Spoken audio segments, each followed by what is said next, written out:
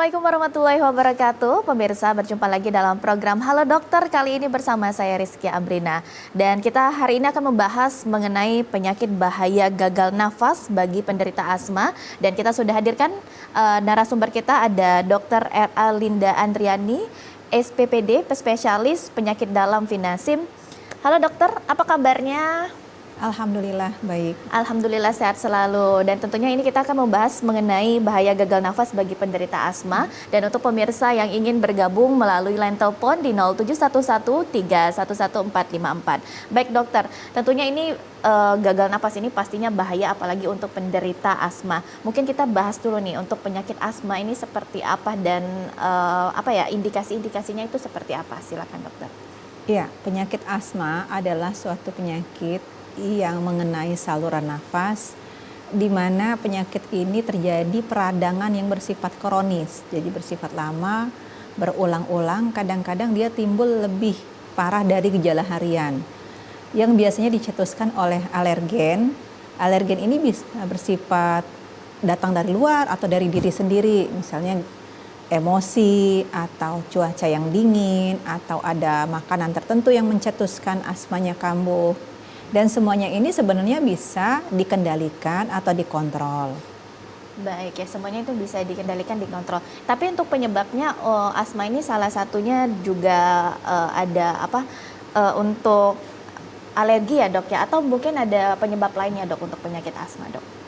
Ya, asma ini biasanya genetik ya, artinya diturunkan, ada bakat genetik dari orang tua kah, nenek kakeknya kah, atau mungkin dari om tantenya atau sepupunya yang ada asma juga, atau alergi walaupun bentuknya bukan asma, misalnya galigato atau yang suka bersin-bersin di pagi hari, atau memang sudah ada riwayat alergi makanan tertentu. Nah, ini bisa nanti turunlah ke si pasien ini bakat namanya atopi. Yang ini nanti dicetuskan oleh pencetus tertentu yang tidak sama semua pasien ya. Artinya bisa dia makan coklat alergi, timbul asmanya, atau makan kacang, atau makan seafood, atau cuaca dingin kambuh asmanya ya. Jadi ada alergen yang mencetuskan. Yang bisa juga dari dirinya sendiri, misalnya nih emosi, dia kambuh asmanya. Jadi itu asma. Jadi bukan dia ini penyakit infeksi yang ditularkan, bukan. Jadi bisa dikendalikan, dikontrol supaya jarang kambuh. Baik ya. Berarti ini untuk selain memang ada disebabkan oleh alergi makanan ataupun juga alergi emosi juga ternyata bisa ya dokter ya. Ya. Dan yang pastinya dari genetik itu untuk penyebab-penyebabnya sendiri. Tapi ini dokter, mungkin banyak masyarakat yang belum paham nih kalau memang dia terserang asma. Ini biasanya gejala-gejalanya seperti apa aja dokter? Ya, memang gejala asma itu nggak harus langsung bengek, istilahnya tuh sesak napas hebat. Kadang-kadang gejala hariannya udah mulai kalau kena asap dikit batuk, kalau cuaca dingin dikit batuk ya, batuk kecil-kecil gitu ya. Terus lama-lama berulang dan sampai dia sesak napas, rasa dadanya terhimpit, bahkan pada saat dia bernafas mengeluarkan napas sekering benyi yang mengik kayak gitu. Nah, itu khas banget pada asma. Jadi varian asma itu memang agak sedikit berbeda ya, tergantung dari derajat keparahan si asmanya ini sendiri. Nah, untuk mengenalinya itu harus sedini mungkin supaya bisa dikontrol agar tidak sampai terjadi gejala yang perburukan yang membuat pasien membutuhkan pengobatan di rumah sakit. Baik, berarti untuk varian dari penyakit asma ini sendiri tidak harus yang kata dokter tadi langsung bengek gitu ya dok ya. Berarti memang ada dari bersimnya dulu ataupun mungkin dari cuaca. Tapi kalau varian-varian yang memang gejalanya sendiri itu seperti apa dok, selain memang bersin-bersin saja dok? Ya, dari awal batuk, terus terasa sesak nafas, bunyi nafasnya bengek yang istilah orang ya.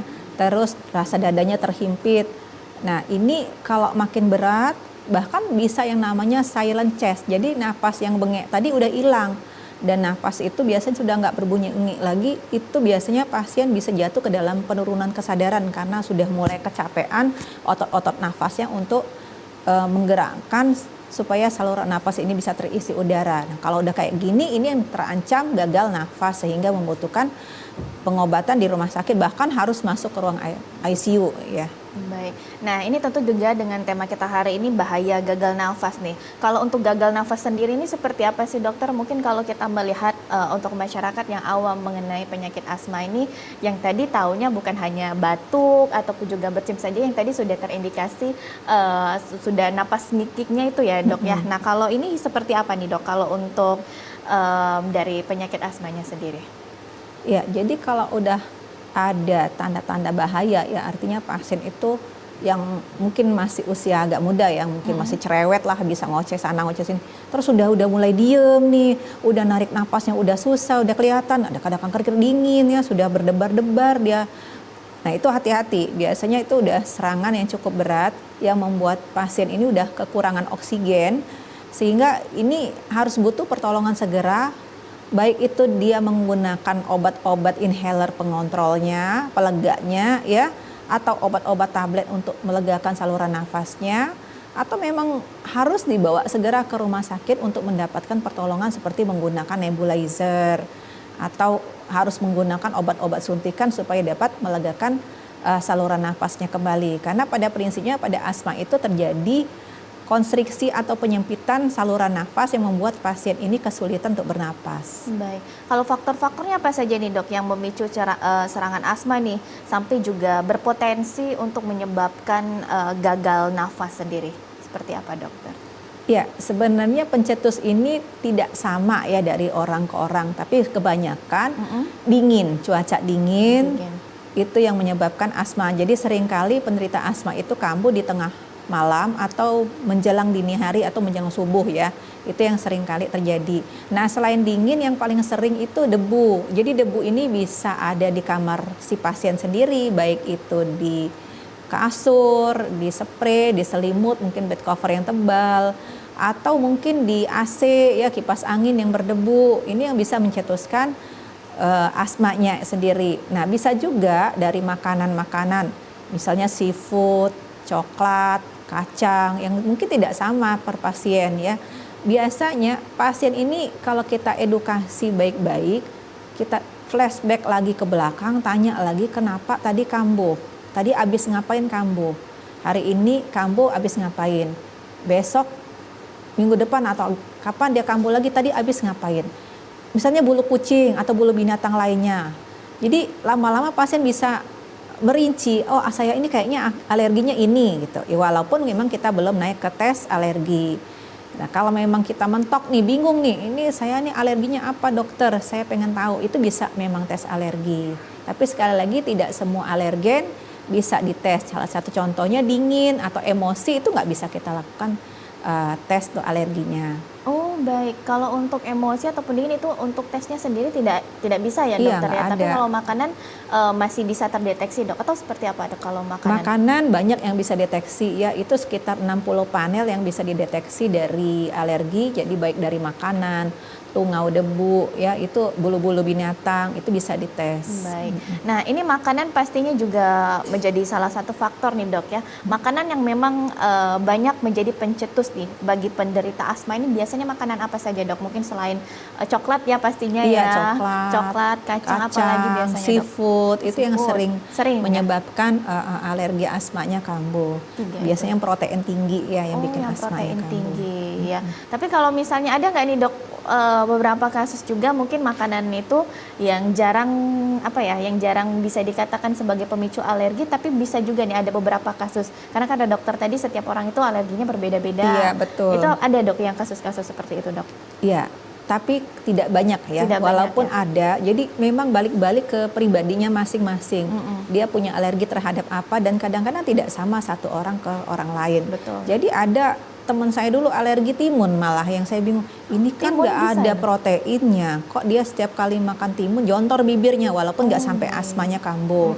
Nah itu jadi apa getahnya yang dialergi, jadi nggak khas, nggak lazim ini. Nah tapi itu kenyataan bener ada gitu. Betul ya. Berarti makanan yang bukan hanya ya, kalau untuk seafood kita sudah tahu memang banyak pemicunya ya, apalagi untuk alergi bukan untuk asma saja. Belum lagi yang gatal-gatalnya dokter ya.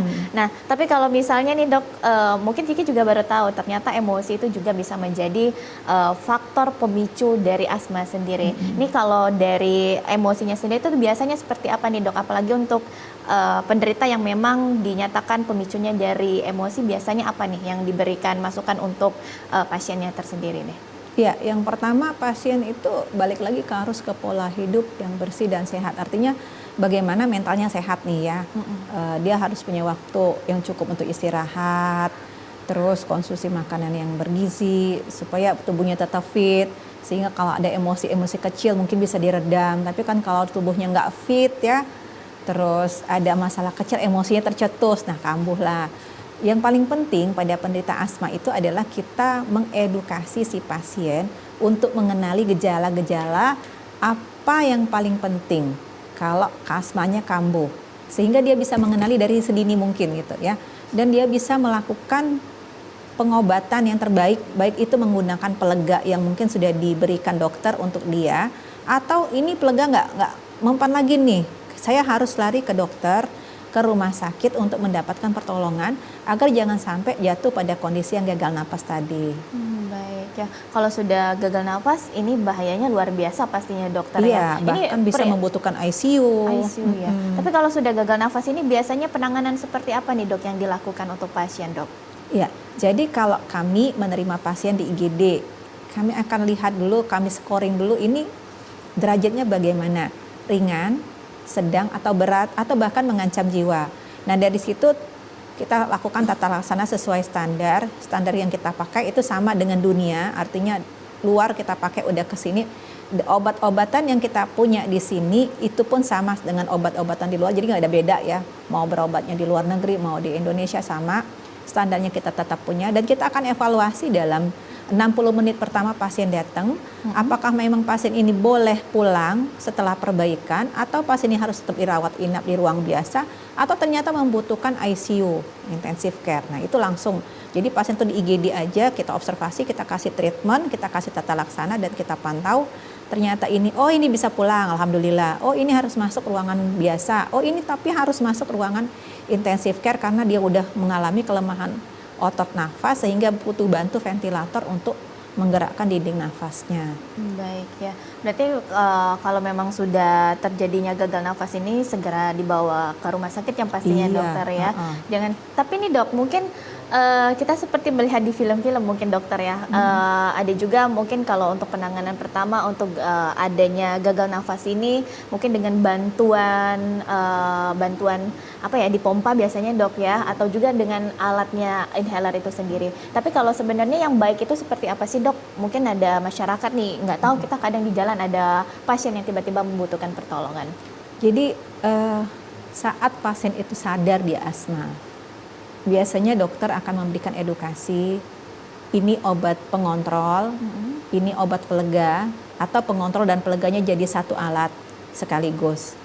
Nah, kadang-kadang pasien ini patuh tidaknya itu yang harus kita evaluasi berulang-ulang pada setiap kali kunjungan. Kadang bosan, kadang merasa enak pakai pelega langsung lega gitu. Kalau pengontrol ini kok kayaknya nggak ada rasa. Padahal tujuan utama penata laksanaan asma adalah mengontrol supaya asmanya sangat-sangat terkontrol, bukan mengobati pada saat serangan.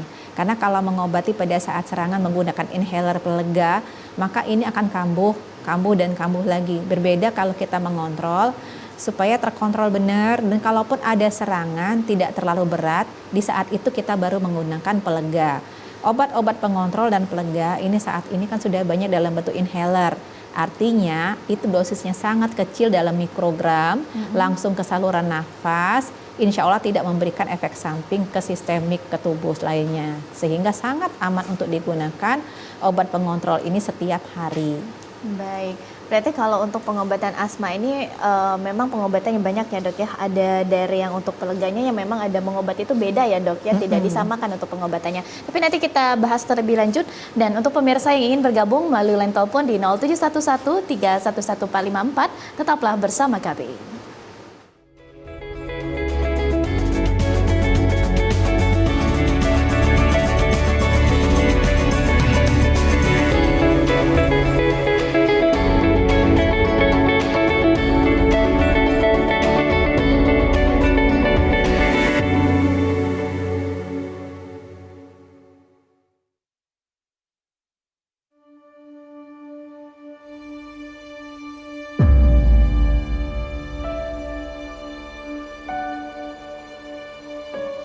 Kami menyadari perjuangan kami tak lagi mengangkat senjata.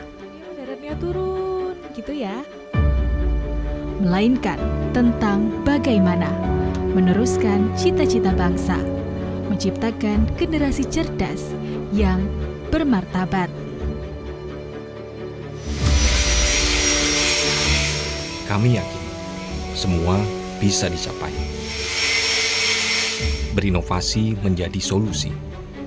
Karena masa depan bangsa ini diciptakan oleh apa yang dikerjakan hari ini, bukan esok hari.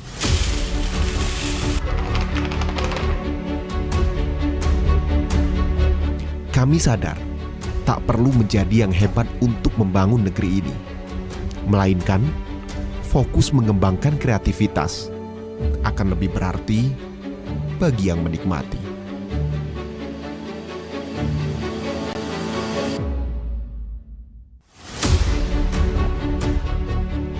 Terkadang, realita tidak semudah yang dibayangkan.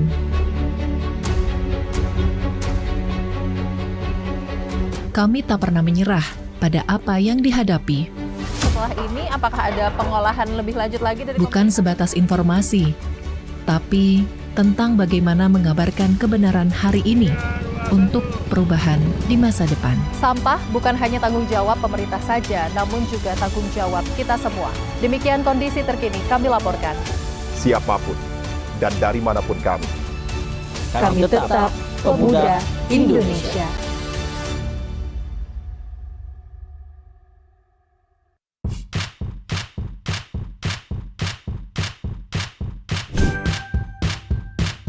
Keluarga Indonesia, sudah saatnya kita cerdas memilih tontonan yang tepat untuk anak.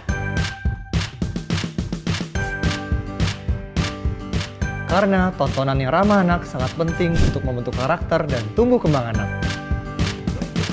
TVRI menghadirkan program-program tayangan yang edukatif dan aman untuk buah hati kita. Ayo ke museum. Buah hatiku sayang.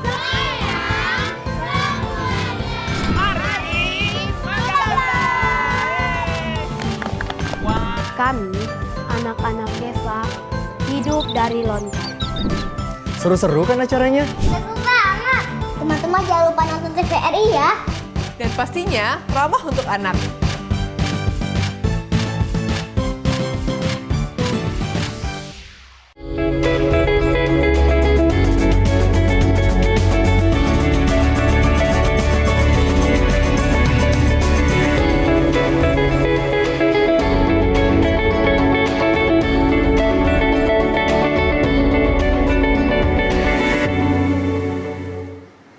Terima kasih pemirsa, Anda masih bersama kami dalam program Halo Dokter. Dan untuk pemirsa yang ingin bergabung melalui line telepon di 0711311454 dan kita masih membahas mengenai bahaya gagal nafas bagi penderita asma. Dan masih bersama narasumber kita ada Dr. R.A. Linda Andriani, spesialis penyakit dalam. Baik dokter, sebelumnya kita sudah membahas ini mengenai gejala dan juga faktor-faktor yang memang menyebabkan untuk penyakit asma sendiri. Nah, untuk pengobatan ini seperti apa dok dari yang diberikan untuk pasien? Sebelumnya sudah sempat dibahas ya kalau untuk pengobatan ini memang ada yang untuk pelega sama mengobat itu berbeda ya dok ya. Tapi yang biasanya dilakukan penanganan pertama kali untuk penderita asma seperti apa dok pengobatannya? Ya, jadi kita bagi dulu Mbak. Ini asmanya yang biasa atau yang eksaserbasi atau serangan ya. Yang biasa itu artinya dia nggak mempunyai gejala yang memberat gitu ya, yang jadi kegiatannya masih biasa sehari-hari gitu ya. Nah tapi kalau sudah namanya serangan, eksaserbasi, nah itu yang dia membutuhkan pengobatan tambahan dari pengobatan harian. Kalau pengobatan harian tadi kita lebih cenderung menggunakan pengontrol supaya dia tidak kena serangan asma. Tapi kalau sudah si pasien ini menggunakan pengontrol yang biasanya kita gunakan dalam bentuk inhaler. Kenapa dalam bentuk inhaler? Karena dosisnya jauh lebih kecil dalam bentuk mikrogram, langsung ke saluran nafas sehingga efeknya lebih cepat dan efek sampingnya lebih ringan.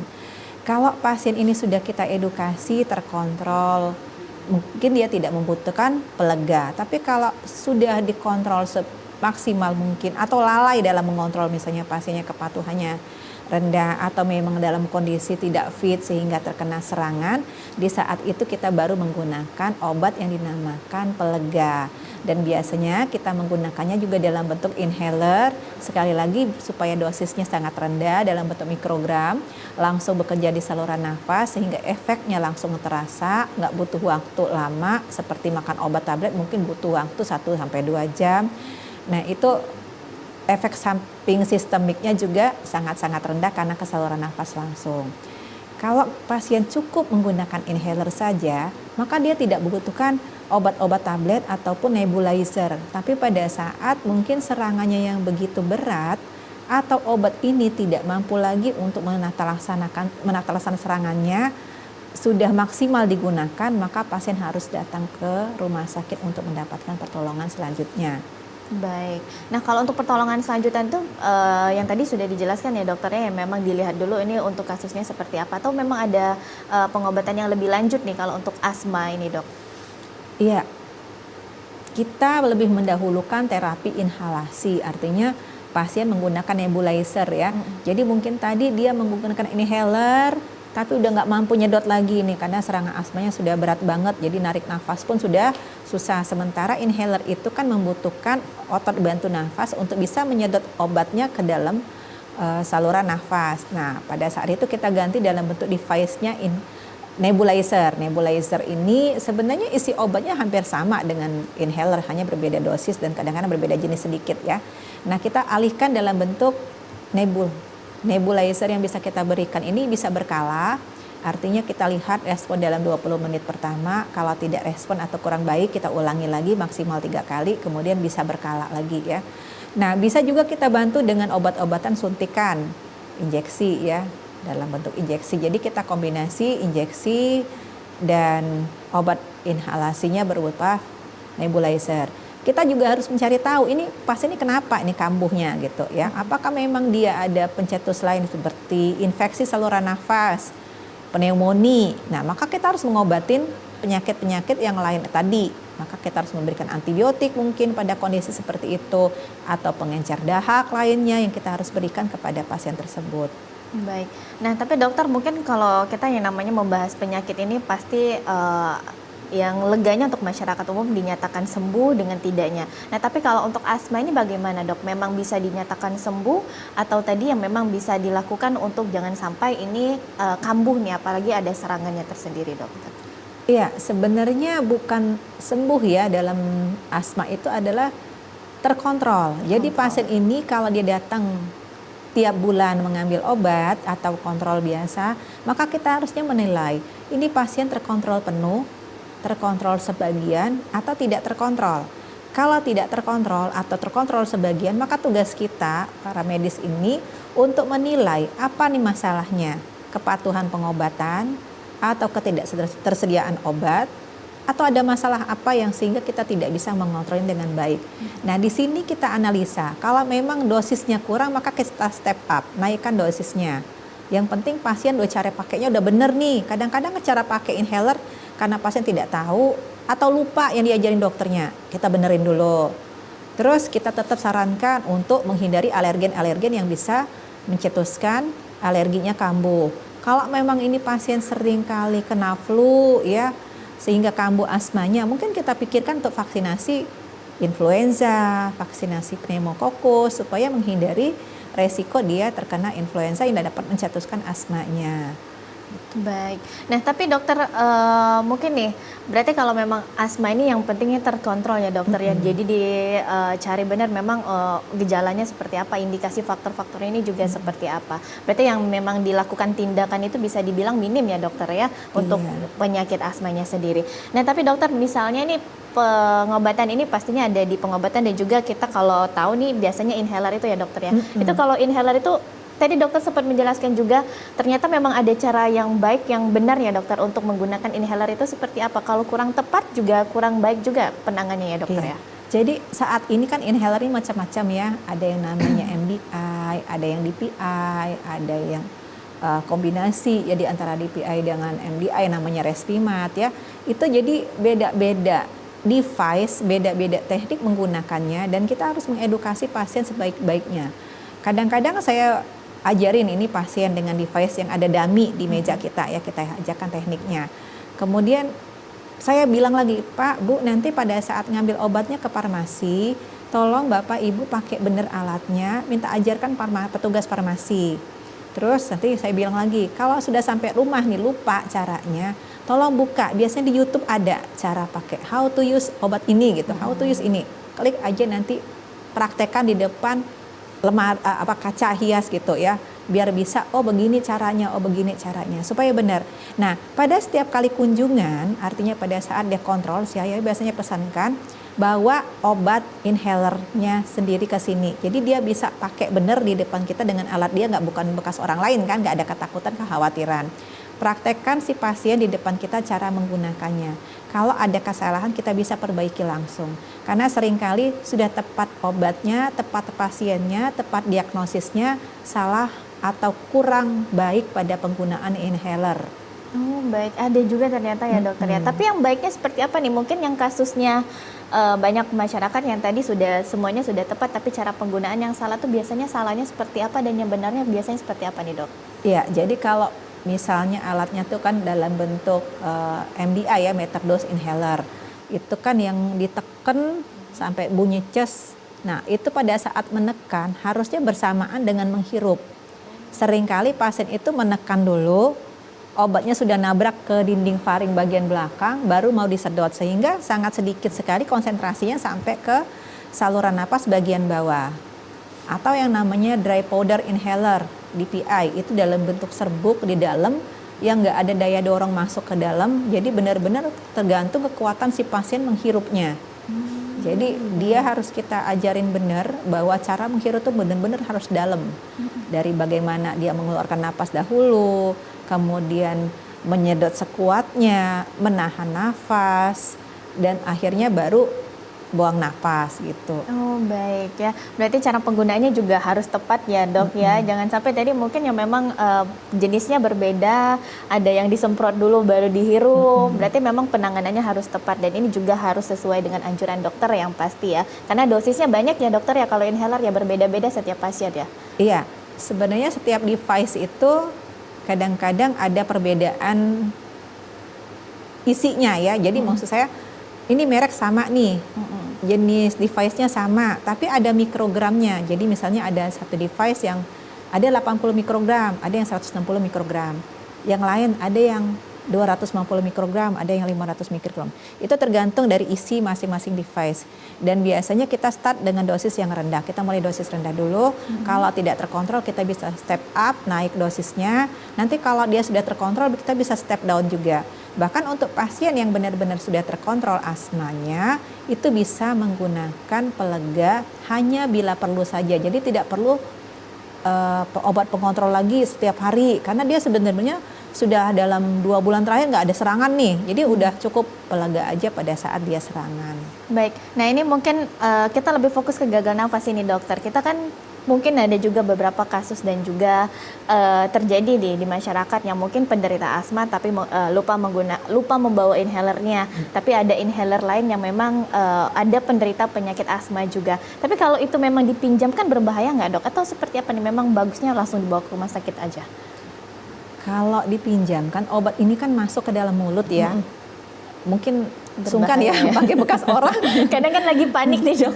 Iya, sebenarnya kalau kita nggak takut penularan, karena kan biasanya nggak jarang ya pencetusnya adalah flu. Baik. Gitu ya, rasanya flu bekas orang lain terus masuk lagi ke mulut kita, nggak enak ya. Betul. Jadi harusnya memang punya satu untuk satu pasien, walaupun dia kakak beradik juga sebaiknya saran saya tidak menggunakan satu beramai-ramai untuk menghindari penularan. Walaupun memang bisa dibersihkan cuff-nya tadi bisa dielap ya, tapi kan tetap kayaknya kurang enak aja ya pakai rame-rame. Kurang higienis ya dokter ya Iya. tentunya ya. Baik pemirsa, kami akan kembali setelah jeda berikut, dan untuk pemirsa yang ingin bergabung melalui line telepon di 0711 311454 tetaplah bersama kami dalam Halo Dokter.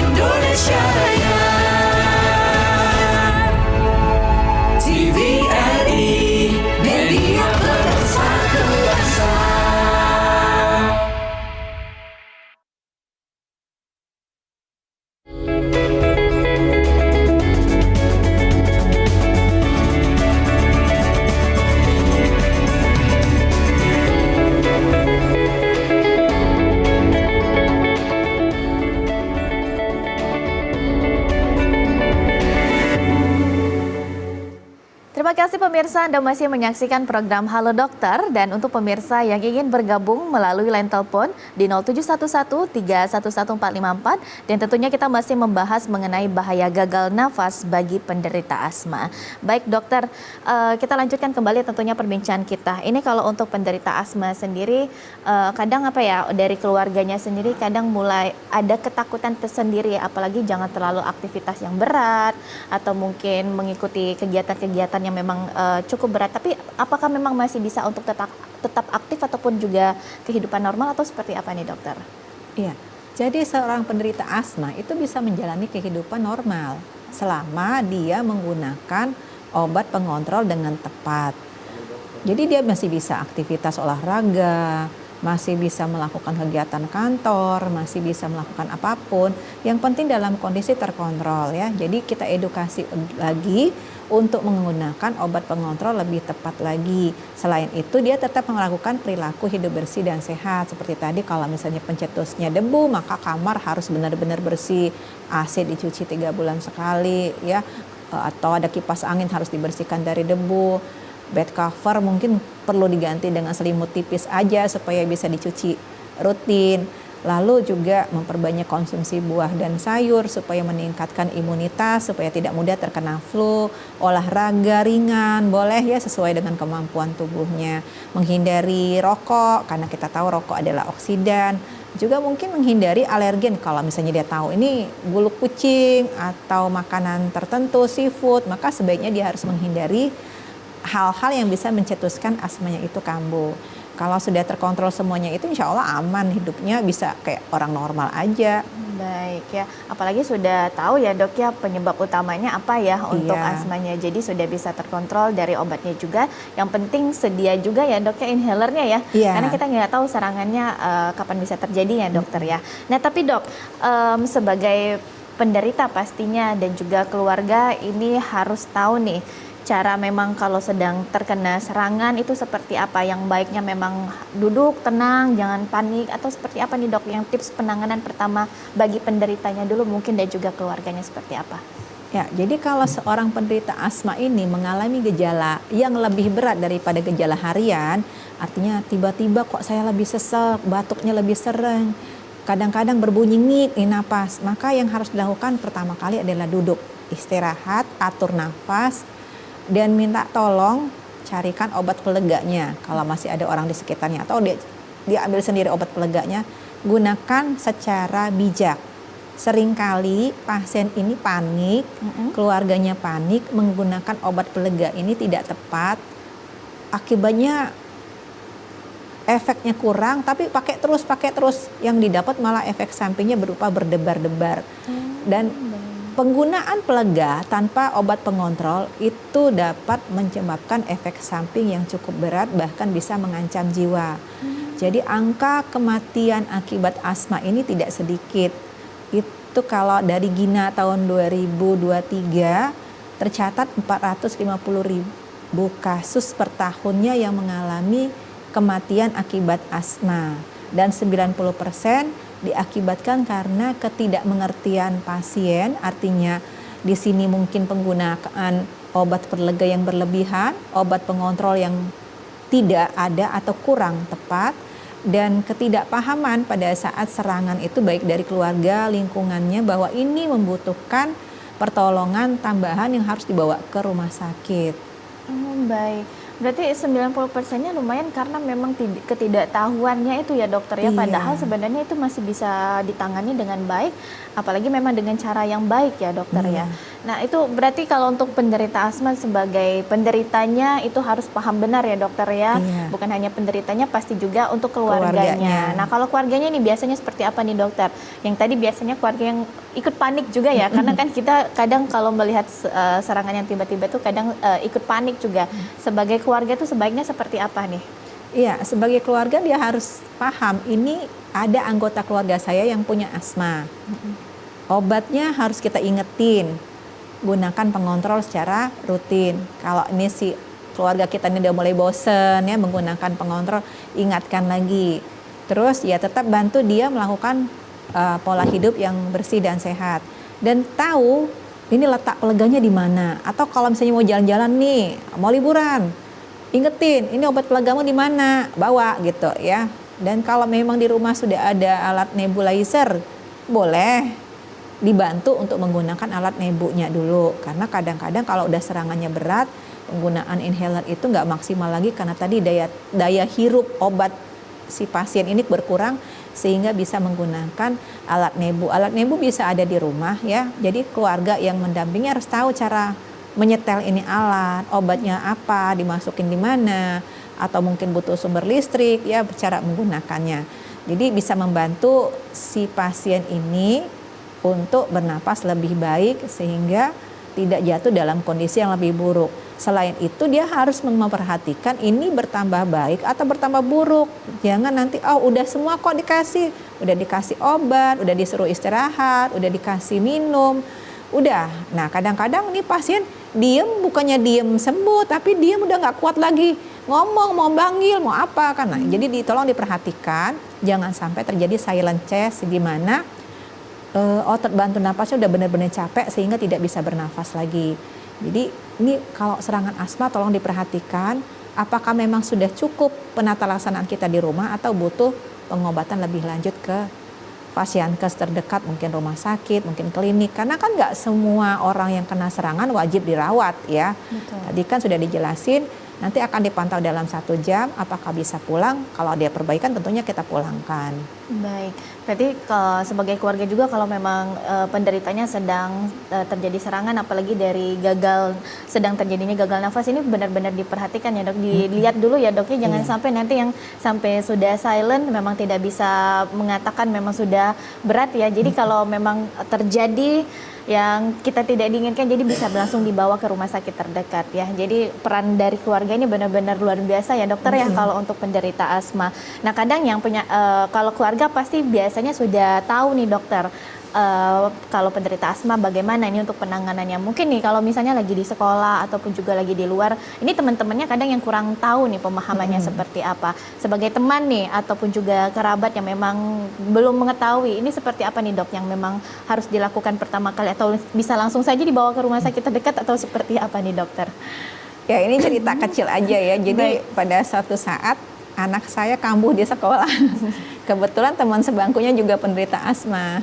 Jadi anak kelas 3 SD nih ceritanya. Baik. Dia udah tahu. Via, di mana obat kamu? Dibantu cari dalam tas gitu. Jadi dia udah, oh ini obatnya gitu. Nah jadi anak-anak kecil aja kalau kita beri edukasi kayaknya paham ya. Benar. Jadi yang penting mereka memahami ada penyakit, ada obat emergensi. Jadi kalau biasanya kan kalau anak-anak ini kalau mau masuk ke sekolah atau ada kursus apa ya, biasanya kan kita menulis nih, ada penyakit apa nih, asma, ada alergi apa gitu ya. Jadi untuk warning buat orang-orang yang di sekitarnya, baik itu gurunya ataupun pelatihnya, oh ini ada asma. Biasanya mereka kan tanya sama orang tuanya, Bu, asma obatnya apa? Ada di dalam tasnya. Mungkin ibunya harus benar-benar memastikan setiap kali dia pergi keluar, obat pelega harus ada di dalam tas si anak. Jangan sampai diperhatikan setiap hari ya dok, orang bingung terus lihat lagi ini kan jarang dipakai, entar udah expire nih gitu ya. Jadi diperhatikan juga jangan sampai nanti karena lagi panik tadi ya dok ya, karena ada obatnya nggak tahu lagi karena udah habis ternyata udah expired, itu bahaya juga ya dokter. Berarti ini peran dari teman-teman juga ya sekitarnya, apalagi teman-teman yang tahu nih. Jadi penderita juga harus menginformasikan ke teman-teman dekat ya. Jangan sampai ketakutan kalau asma nantinya dikucilkan segala macam, tapi memang harus tahu. Jadi teman-teman kalau memang terjadi serangan, temannya bisa tahu apa yang bisa dibantu untuk penderitanya ya. Karena asma itu nggak harus dikucilkan, dia tidak akan menular ke orang lain. Dia itu penyakit dia sendiri yang bisa diturunkan ke generasi selanjutnya, tidak akan ditularkan ke orang lain. Jadi kita bantu nih kalau teman kita sakit atau orang-orang di sekitar sakit asma, kita paling tidak udah tahu apa yang harus kita lakukan. Oh, dia punya obat pelega yang harus kita berikan sesegera mungkin.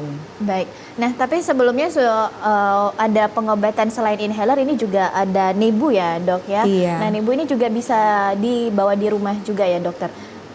Jadi alat nebulizer mungkin sedikit lebih besar daripada alat inhaler. Kalau inhaler kan kecil ya, segini aja udah bisa dikantongin ya. Betul. Tapi kalau alat nebu bentuknya sedikit lebih besar dan kadang-kadang dia butuh sumber listrik. Dan obatnya juga biasanya sedikit berbeda, harus ditetesin ke dalam cup-nya itu, kemudian baru bernafas. Keuntungan nebulizer adalah penggunaannya lebih lama karena bisa sampai 3 menit atau 5 menit dia menghirupnya. Jadi pelan, pasiennya bisa bernafas dengan tenang sampai obatnya masuk. Berbeda dengan inhaler yang kadang-kadang cepat sekali.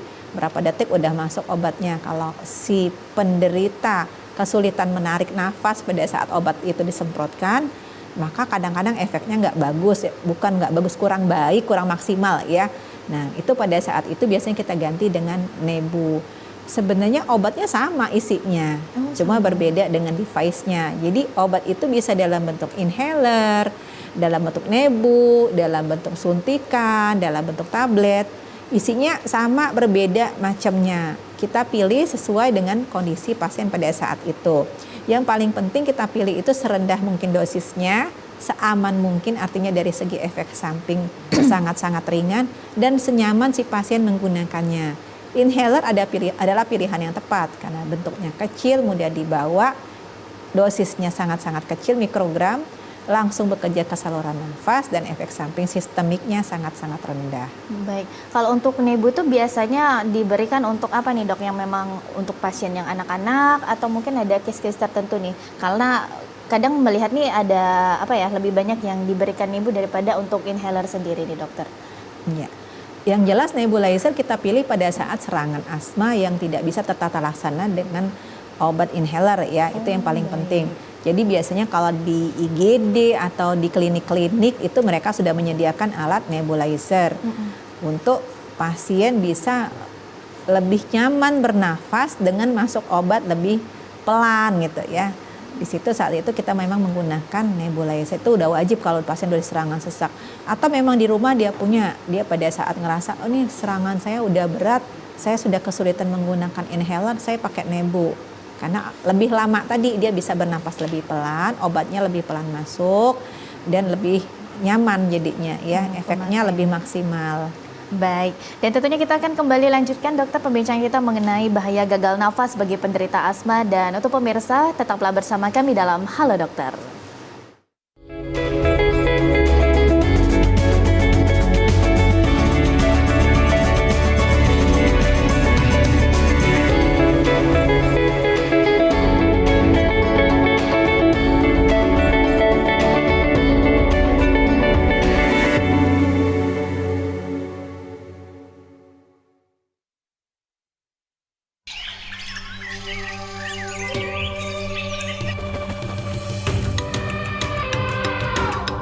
Taman Nasional Waikambas, kawasan konservasi dengan luas sekitar 125.000 hektar, kaya akan satwa liar dan menjadi habitat gajah Sumatera, Elepas maximus sumatranus. Keberadaan kawasan konservasi Waikambas sangat penting untuk melindungi satwa gajah yang masuk kategori appendix ini. Dan inilah lokasi tempat keseharianku sebagai seorang mahout. Interaksiku bersama hewan besar ini membangun keterikatan emosi layaknya orang tua dan anak.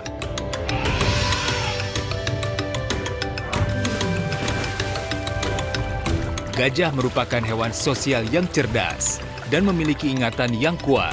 Hewan besar berbelalai panjang ini sangat peka dan berkomunikasi melalui sentuhan, penciuman, juga suara.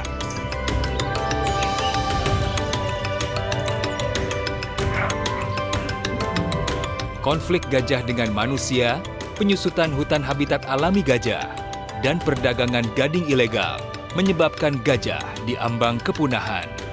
Satu pesanku, hidup berdampingan dengan gajah, cegah kepunahan. TVRI Sumatera Selatan merupakan lembaga penyiaran publik yang menyajikan program acara berupa informasi, pendidikan, dan hiburan. Memiliki coverage area yang sangat luas, TVRI Sumatera Selatan dapat Anda saksikan melalui aplikasi TVRI Klik, aplikasi Intek, satelit Telkom 4 dan satelit Merah Putih, serta live streaming YouTube TVRI Sumsel. TVRI Sumatera Selatan mengajak Anda untuk berkolaborasi melalui kerjasama siaran dan kerjasama non-siaran. Kerjasama siaran meliputi advertorial, iklan komersil, iklan layanan masyarakat, full telop, serta running text. Siaran program berupa talk show, feature, budaya, dan hiburan musik. Kerjasama non-siaran meliputi MUX untuk siaran digital. Bagi Anda yang ingin bekerja sama, silakan hubungi bagian pengembangan usaha dan promo TVRI Sumatera Selatan.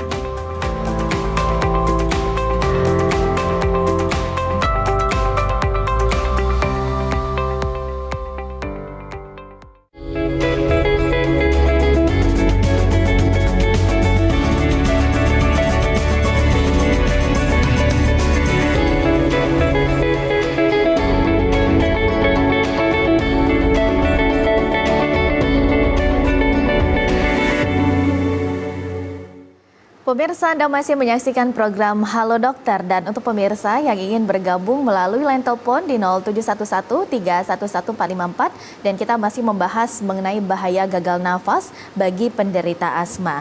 Baik dokter, ini kalau untuk pengobatan asmanya tersendiri ini sudah kita bahas bahwa ada untuk obat pelega dan juga ada obat apa tadi satunya dokter? Pengontrolnya ya. Nah dokter, kalau untuk pengobatannya sendiri ini pastinya kita kan ada perkembangan teknologi. Nah ini kalau yang perkembangan saat ini bagaimana nih pengobatannya? Apakah ada perbedaan atau mungkin masih sama saja nih dok untuk penderita asma? Iya, jadi perkembangan teknologi itu sangat-sangat membantu penanganan asma. Jadi dulu trennya dulu nih orang-orang menggunakan obat pelega saja. Nah ternyata obat pelega saja ini membuat down regulator, artinya kebutuhan obat pelega ini akan meningkat karena sensitivitas si reseptornya berkurang. Orang berpikir lagi ini bagaimana? Nah, mulailah berkembang obat pengontrol. Jadi kalau GINA itu Asosiasi Dunia untuk Asma, sejak tahun 2019 itu sudah mewajibkan penggunaan obat pengontrol pada saat dia menggunakan obat pelega. Jadi nggak boleh tunggal lagi. Lebih ditekankan penggunaan pengontrol. Jadi obat pengontrol ini digunakan setiap hari. Ada nggak ada serangan, harus menggunakan obat pengontrol supaya dia terkontrol dan tidak terjadi serangan asma. Sehingga kebutuhan terhadap obat pelega itu berkurang. Nah ini yang harus digaungkan terus karena kayaknya orang menggunakan pelega lebih nyaman. Begitu pakai terasa enaknya, tapi lama-kelamaan efeknya udah sangat-sangat berkurang, malah yang didapatkan efek sampingnya berupa berdebar-debar ya. Jadi itu sangat-sangat membahayakan.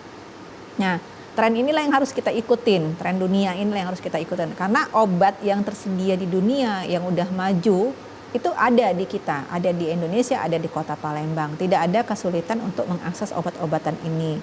Dari segi device-nya itu makin lama makin baru ya. Artinya partikel yang di dalam obat device itu semakin lama semakin halus, semakin kecil, semakin bisa ke saluran napas bagian bawah. Itu banyak perkembangan obat-obat sekarang. Baik, ada perkembangannya tersendiri dan juga ini salah satunya bukan hanya untuk pengobatan sebagai pelega saja yang sekarang mungkin banyak penderita lebih suka mengkonsumsi yang untuk peleganya saja ya dokter ya. Sekarang harus dibarengi dengan pengontrolnya sendiri. Tapi dokter ternyata untuk pelega ataupun juga inhaler ini juga berbahaya, bisa juga overdosis ya dokter ya, atau bagaimana nih dok? Iya, untuk penggunaan pengontrol ini biasanya kita sesuaikan dengan kondisi pasien. Jadi kalau overdosis kayaknya nggak sampai ya, karena kita biasanya batasin Bapak Ibu menggunakannya 2 kali sehari ya. Pagi bangun tidur atau malam dan malam menjelang tidur. Nah yang seringkali bermasalah di pelega, walaupun kita edukasi ini hanya digunakan pada saat serangan saja dan tidak boleh diulang terlalu sering. Kadang-kadang pasien karena ngerasa nyaman, dia pakai pelega, pengontrol ditinggalkan karena nggak ada rasa dok. Pakai pengontrol nggak ada rasa, nggak langsung nyaman. Memang karena dia bersifat mengontrol bukan melegakan. Pelega yang terlalu sering digunakan tadi menyebabkan si pasien ini tidak sensitif lagi terhadap obat itu sehingga dia membutuhkan dosis lebih banyak. Satu penelitian yang tercantum di GINA 2023 itu bahwa penggunaan 3 kanister, lebih dari 3 kanister pelega setahun itu akan meningkatkan resiko rawat inap karena serangan eksaserbasi dari asmanya. Bahkan penggunaan lebih dari 12 kanister setahun itu meningkatkan resiko kematian pada penderita asma. Oh, baik. Berarti jangan asal disemprot-semprot aja ya dokter ya, harus diperhatikan ya. Jangan sampai nanti mungkin seperti dokter ceritakan juga nih ada kasus-kasusnya tiba-tiba di bawah IGD yang sudah disemprot berkali-kali, yang sudah berpengaruh dengan jantungnya juga ya. Sudah berdebar-debar, sudah nggak nyaman. Nah, itu udah bahaya susah. Ya, dokter, ya. Benar. Apalagi ini berarti memang harus diperhatikan bukan sebagai penderitanya saja, ini sebagai keluarganya juga. Tapi ini mungkin dok, ada tips tersendiri nggak sih dok untuk penderita asma nih? Jangan sampai panikan juga dan mungkin baiknya seperti apa atau tidak boleh tidur saat terserang asma atau yang baiknya duduk seperti apa atau bagaimana nih dokter? Ya, tips untuk penderita asma yang paling penting tolong gunakan pengontrol dengan lebih bijak supaya tidak kena serangan. Lakukan pola hidup yang bersih dan sehat, artinya sebisa mungkin aktivitas olahraga ringan, konsumsi buah dan sayur supaya meningkatkan imunitas tubuh, hindari merokok, dengan juga menjaga lingkungan baik kamar, rumah yang lebih bersih, terhindar dari debu. Apabila ada serangan, pasien sebaiknya dan keluarga sebaiknya mengenali bahwa saya ini kena serangan, gunakan obat pelega, duduk, istirahat, gunakan obat pelega, hitung berapa menit jaraknya, jangan terlalu cepat, dan apabila memang tidak ada perbaikan sebaiknya segera menghubungi dokter, rumah sakit atau klinik terdekat. Baik, berarti memang kalau sedang terjadi serangan itu disarankan untuk duduk ya dokter ya, bukan tiduran ya dok ya. Yang lebih bagus duduk ya dok daripada tidur. Napasnya ya gunakan pelega.